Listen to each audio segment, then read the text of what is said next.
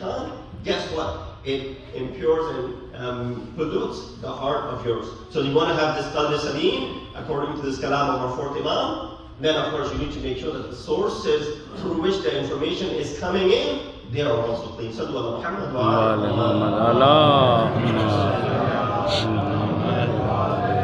Muhammad. This is interesting. Some people believe that certain things are allowed at times, but then they become forbidden at other times.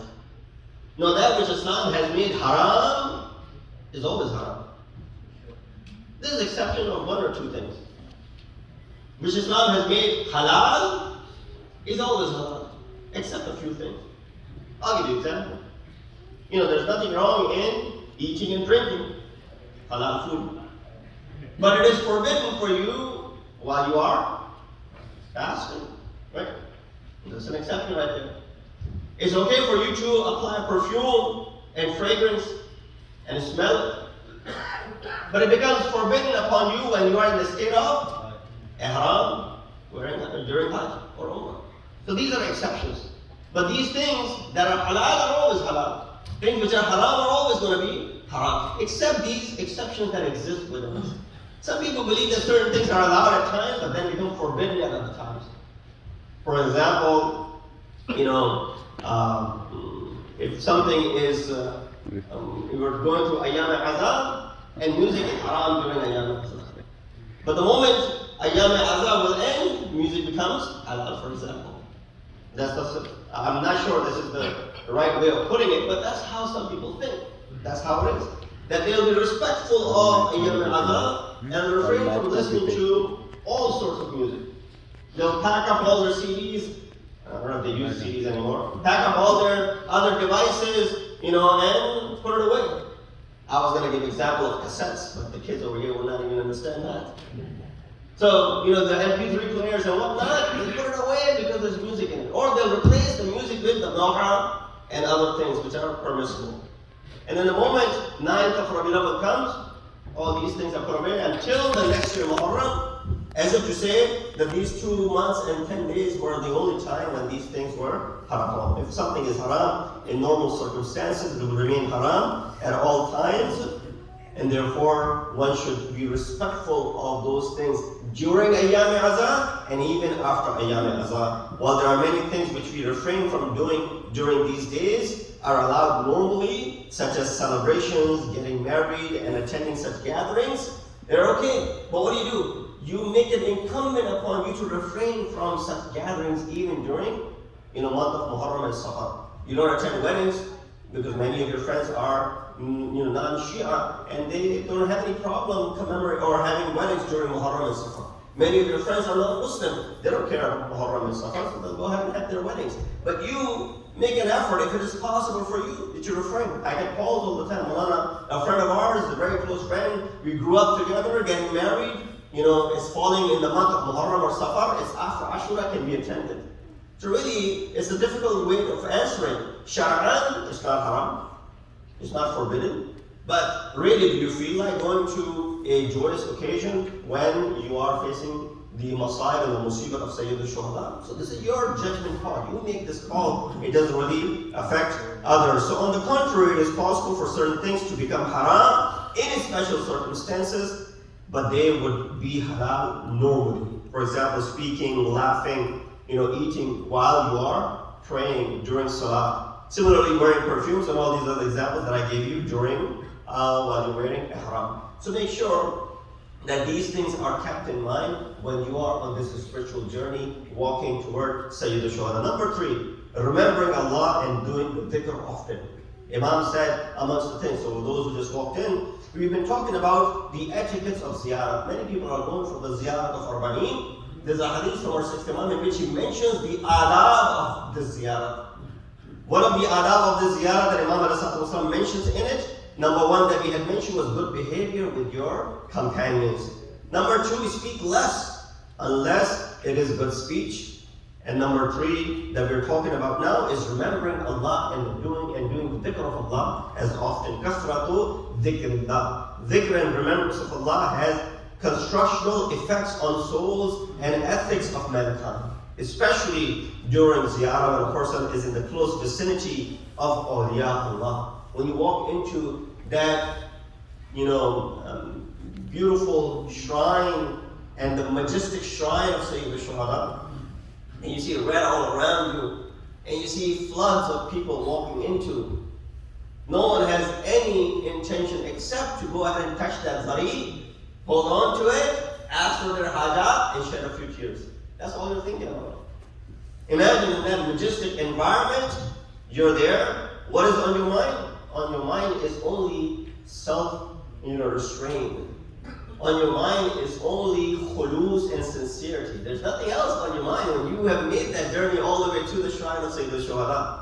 So it illuminates the heart, provides comfort, instills the fear of disobedience, forgiveness from sins and knowledge and wisdom. These are all that are attained by doing the dhikr of Allah subhanahu wa ta'ala and being in the presence of awliyaullah.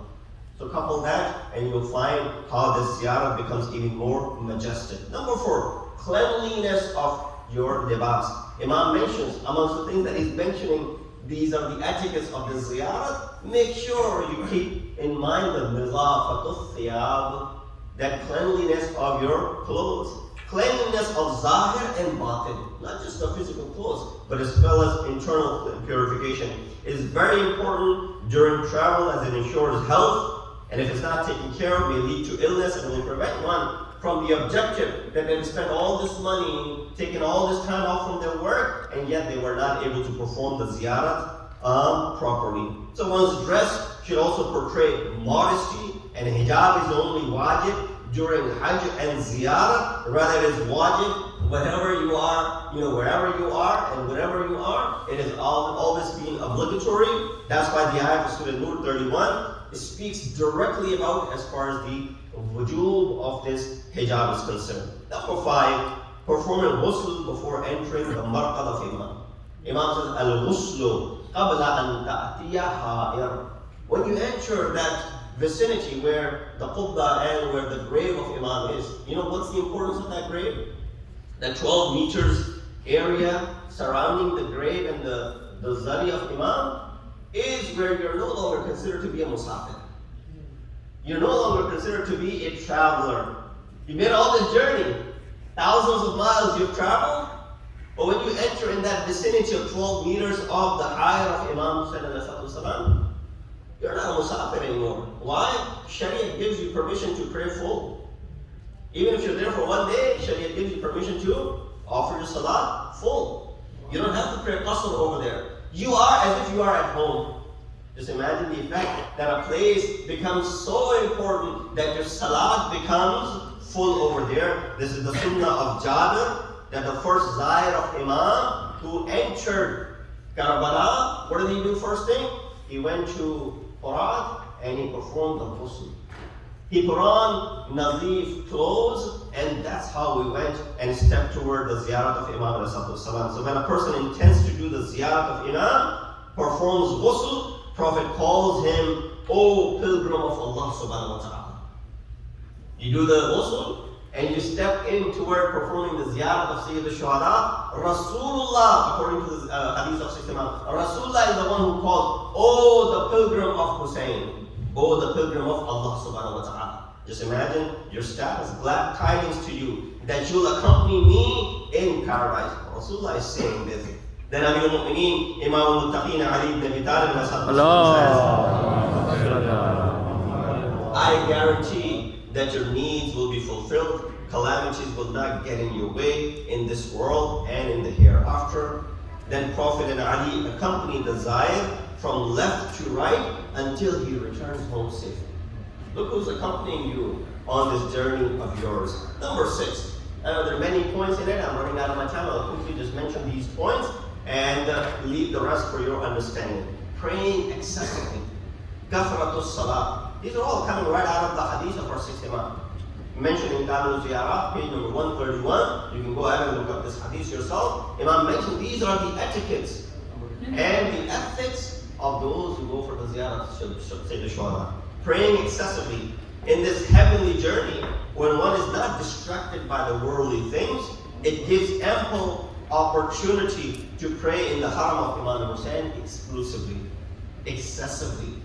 Offer each prayer on time in congregation and make an effort not to miss out on the mustahabs. What else are you there for? Make an effort not to miss out even on the nawafil and the mustahab prayers, and make sure that you do not miss out on Salatul Layl, Nawaz al-Shab as well. Imagine the place you're in. You're in the vicinity of Sayyid al-Shuhada. You're in the haram of Imam Hussein, a place where many of the Anbiya call it to be their home. And in that place, you're performing this Namaz al-Shab. Just imagine, nothing could get better than that. So therefore, pray excessively while you are on this journey. A lot of people say, well, we've made it this far, and even then their namaz is qada. They've made it that far, even then they're unable to wake up for Fajr and go for congregational prayer. Even then, their Dhuhr and Asr is qada because they were busy with something else. How beneficial would the ziyarah be if your wajibat that are wajib upon you, regardless of your travel or at home, are neglected and not performed properly? Number 7, to be dignified. This itself requires in-depth analysis, which of course I will not have time to go to. At-tawqiru. What does Imam mean over here? Even beyond my understanding. At-tawqiru li'akhdhi ma laysa laka. Imam said at-tawqir, waqar, about that which is not yours. Be dignified when you're on this journey. Be dignified when you're entering into the haram of Sayyid al-Shuhada. Show your dignity that you are Syed Husseini. You're not an ordinary individual. Not everybody gets this opportunity. You said labbaik, Imam called you. You had this opportunity to show some waqar in your personality, show some tawqir in your personality, avoiding things which are not for you. There are many things that are not for you. You should refrain from them. Waqar expresses the peace and the balance of the soul and acts as a deterrent against bad behavior and all the different movements. It also brings out some of the greatest attributes of humans, such as the depth and the calmness in one's character. So be dignified when you enter into the bargah of Imam. Refrain from haram glances, help the needy during this journey, and ponder over this journey, how it impacted you and your life when you were there, or was it just another trip where you spent some money and time and got nothing out of it except some pain, some back pain, some pain in your knees and whatnot.